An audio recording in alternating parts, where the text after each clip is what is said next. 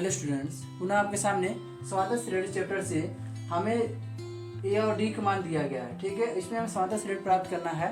तो समांतर श्रेणी प्राप्त करने की फार्मूला होता है ए और डी में संबंध ये होता है ए और ए प्लस 2डी। माने हमारे पास जो पहला पद होता है A1 जिसे प्रदर्शित कर सकते हैं ए, और दूसरा पद क्या होता है, बस ए में डी को जोड़ देते हैं। ठीक है, तीसरा पद प्राप्त करना है ए प्लस डी में फिर डी जोड़ देंगे, ए प्लस 2डी आएगा। मैं डी जुड़ता जा रहा है, हमारा श्रेणी प्राप्त हो रहा है। तो क्या करना है, हमें ए और डी का मान वैल्यू रखना है। ए का मान 4 प्रथम पद हो गया, ए प्लस डी माने हम जोड़ देंगे, इसको जोड़ दिए तो क्या हो जाएगा 4 प्लस -3 बराबर क्या हो जाएगा 4 - 3 बराबर 1। इसी प्रकार अगला प्राप्त करना चाहेंगे तो क्या प्राप्त होगा, बस ये डी को इसमें जोड़ते जाएंगे। तो यहाँ जोड़ेंगे, डी को जोड़ दिए ए इसमें तो आएगा -3 बराबर हो जाएगा 1 - 3 बराबर -2।